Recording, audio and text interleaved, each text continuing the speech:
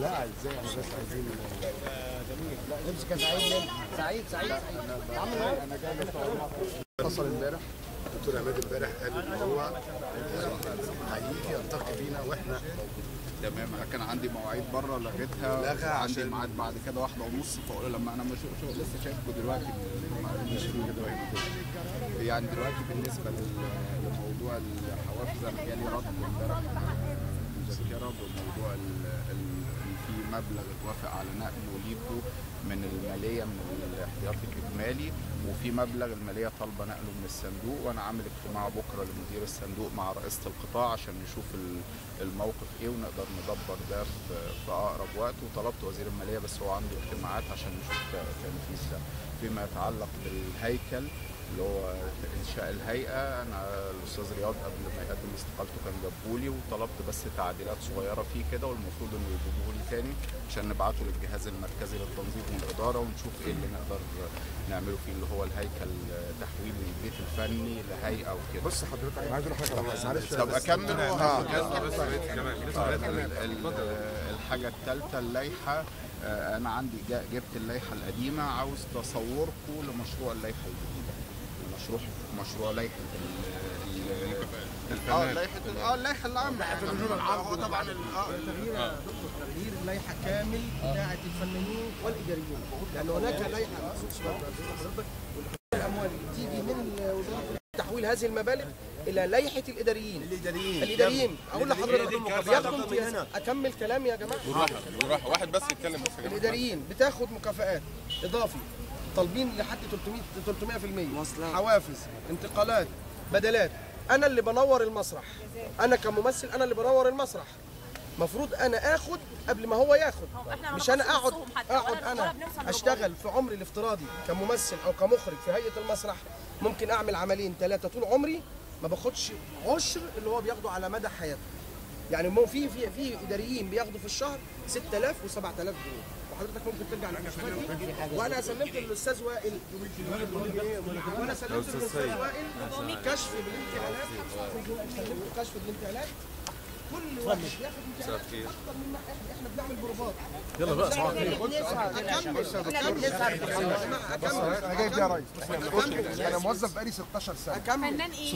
فنان ممتاز، يعني فاضل لي درجه واحده اطلع معاش 650 جنيه في الشهر يا دكتور. انا فنان قدير. بص يا دكتور، يعني انا كممثل او كمخرج اما اجي اعمل بروفات بيديني مكافاه بروفات 200% من الاساسي بتاعي. تتناسب مع المصروفات. طب ايه ده؟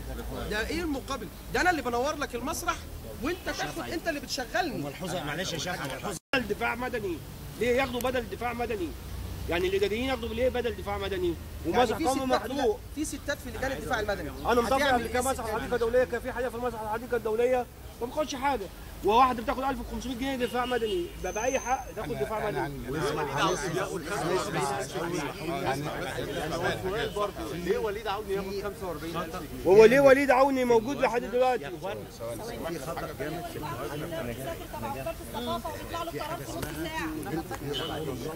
بند الجهود الغير عادية يساوي 7 مليون جنيه مصري. ماشي؟ بند الممثلين بتوع الهيئة اللي بيشتغلوا على مدار سنة 2 مليون جنيه مصري. هل ده يستقيم؟ الفنانين غير العاديه دي ليكوا كلكم؟ لا لا لا، يا ريت كلنا نتساوى، يا ريت الجهود.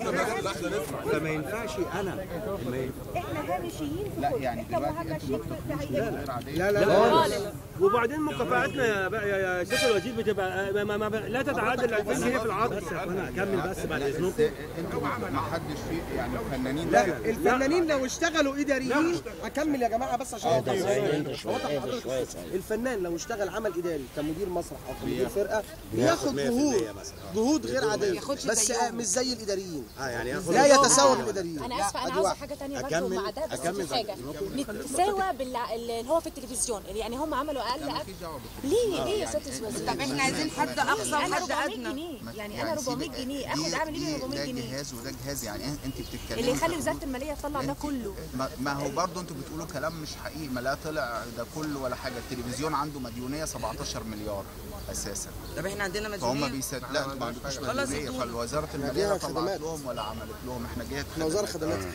اكمل بعد احنا عايزين حد ادنى وحد اقصى للبص. اكمل يعني فدلوقتي 16 سنه طيب 16 سنه موظف فاضل لي 4 الدور ده هيتنفذ لان ده حكم وحد اقصى.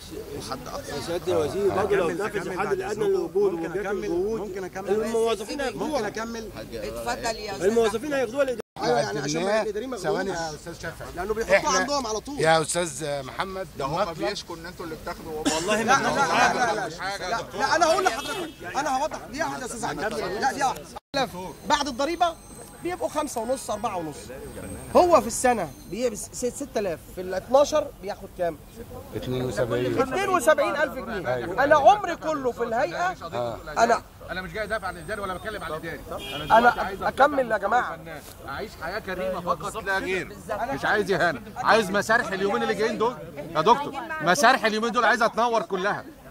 هو ده اللي هيحل المشكله. 70,000 في السنه، وانا كل 5 احنا سنين اخد اكاديميين 6000 وخريجين معهد فنون مسرحيه كلنا. ممكن يا اخوانا ممكن يا جماعه ممكن نسمع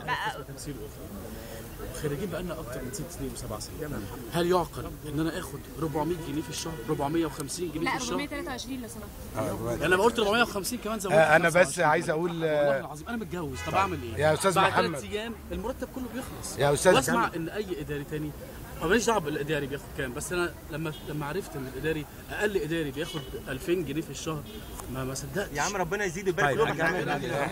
مش عارف ان المشكله. طيب احنا برضه دول معانا في هيئه واحده. طب ما احنا عايزين برضه يزيدوا ايوه بس احنا في هيئه واحده. بعد ما هو واخد ميزانيات بعد اذنكم الاداري واخد ميزانيات. استنى يا استاذ محمد. من الجهاز الاداري المعاون ونماذج من الفنانين عشان نشوفها بحيث ان الامور تتظبط زي ما انت بتقول. ما ينفعش مش منطقي.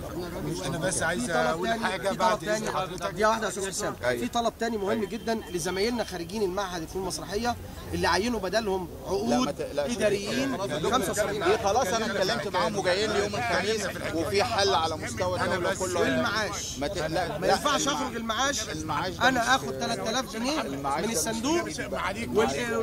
والصندوق ده بتاعكم. انا هحاول اشوف ازاي يخرجوا على المعاش بعد سنه او 2 بياخدوا يعني المرتفع احنا دونا عن كل الوزارات اللي في الدنيا بياخدوا 3000 جنيه كل المحل. التلفزيون شوف حضرتك تسال شوف بيدفع كام، شوف البترول بيدفع كام، كل الناس دول يعني حتى ما نقارنش. مش هنقارن. طب احنا جهه خدميه يا دكتور، نبقى زي هيئه تنظيف القاهره.